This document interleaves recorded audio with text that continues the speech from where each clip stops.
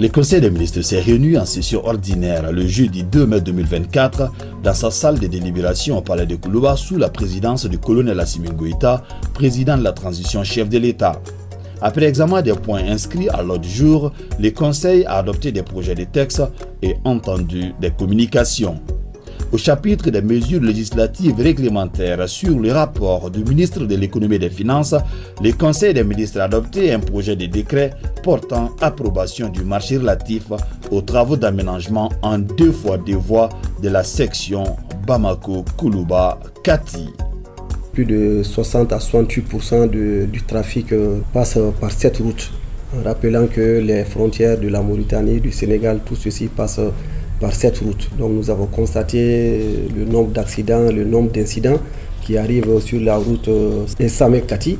Également la fluidité sur la route à partir de Koulouba également, parce que c'est les deux axes. Donc ça part non seulement du rond-point de GMS jusqu'à Kati, donc en passant par Samé, ce qui fait 9,3 km, mais également la route qui passe par Bamako, Koulouba, Kati, qui fait 11,481 km, et la bretelle également de 1,7 km pour aller jusqu'à l'hôpital du Point G, tout en desservant la ville de Kati de 7 km. Cette voie est extrêmement importante, non seulement à cause du trafic des personnes, mais également du trafic des biens.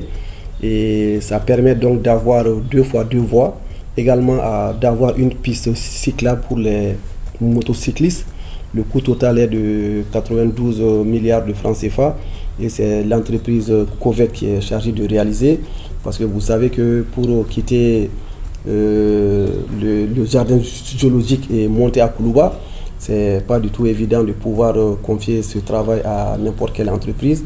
Voilà pourquoi l'entreprise COVEC a été choisie, compte tenu de sa technicité, de son expérience.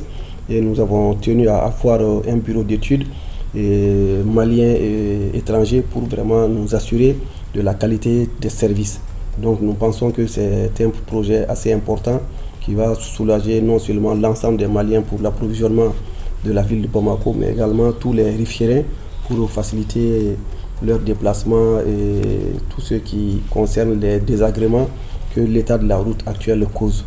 Le patron du département de l'économie et des finances a aussi défendu un autre projet de décret relatif au paiement des frais de dossier, des formalités déclaratives, des certifications et d'agréments soumis à l'autorité de protection des données à caractère personnel. Un projet qui a également reçu le quitus du Conseil. Le domaine des nouvelles technologies de l'information, ce domaine est en train de prendre de l'ampleur aujourd'hui. Et tout le réseau, tout le canal, tout le véhicule qui dispense ces informations nécessite un agrément que l'autorité de protection des données à caractère personnel APDP délivre. Donc toutes les interconnexions des données, toute la certification est assurée par un service d'agrémentation de l'autorité de protection des données à caractère personnel. Malheureusement, ce service jusqu'à date n'est pas rémunéré. Ce n'est pas un service payant, c'est un service qui est fait gratuitement. Alors que de plus en plus, nous voyons tout le chiffre d'affaires qui est réalisé, tout l'intérêt que cela suscite de plus en plus. Et nous voyons également tout le coût que cela fait supporter le budget d'État pour le fonctionnement régulier et correct de l'autorité de protection des données à caractère personnel. Voilà pourquoi nous avons fait un benchmark à l'instar des autres pays de la sous-région pour voir dans quelle mesure nous allons rendre ce service payant pour les utilisateurs. Donc c'est ainsi qu'on a regardé au Niger, au Burkina, au Bénin. Ça, c'est des pays qui ont même fixé des tarifs variables qui permettent donc à l'autorité de ces pays d'assurer ce service. Après ce benchmark, nous avons préféré prendre un montant forfaitaire fixe. On n'est pas passé par le système des taux. Et certains même ont trouvé que les montants que nous avons fixés ne couvrent pas réellement le service qui est rendu. Mais comme c'est une première, nous avons décidé en tout cas de fixer des montants raisonnables qui varient entre 20 000 et 1 million de francs CFA, selon que c'est une personne physique, selon que c'est des données personnelles ou que c'est des données d'autres types de services qui sont réclamés.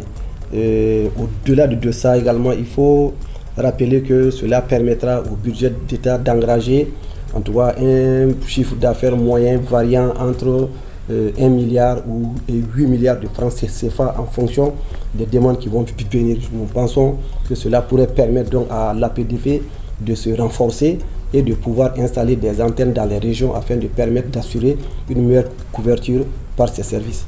Au chapitre des communications, le ministre du Travail, de la fonction publique et du dialogue social a informé le Conseil des ministres du déroulement des épreuves des concours directs de recrutement dans la fonction publique de l'État, exercice 2023. Le ministre des Maliens établi à l'extérieur de l'intégration africaine a informé le Conseil des ministres de la participation des Maliens établis à l'extérieur au dialogue intermalien pour la paix et la réconciliation nationale.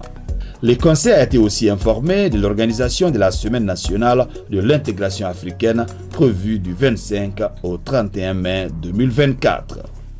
Le ministre de l'Agriculture a informé le Conseil des ministres de la participation du Mali à la 33e session de la conférence régionale de la FAO pour l'Afrique à Rabat au Maroc et à la 16e édition du Salon international de l'agriculture du Maroc à Meknès. Le ministre de la Communication, de l'Économie numérique et de la modernisation de l'administration a informé le Conseil des ministres de l'organisation de la 2e édition de la Semaine du numérique du 25 au 27 juin 2024 avec le Niger comme pays invité d'honneur.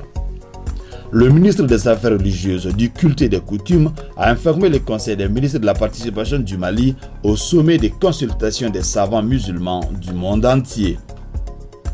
Le ministre de la Santé et du Développement social a informé le Conseil des ministres de la participation du Mali à la 27e réunion internationale d'examen des gestionnaires des programmes d'éradication du ver de Guinée à Atlanta du 17 au 19 avril 2024. La chef du département de la santé a aussi informé les conseils de la situation épidémiologique du pays, marquée notamment par une stagnation du nombre de cas testés positifs de la maladie à coronavirus par rapport à la semaine précédente, par une diminution du nombre de cas confirmés de dengue comparé à celui de la semaine écoulée.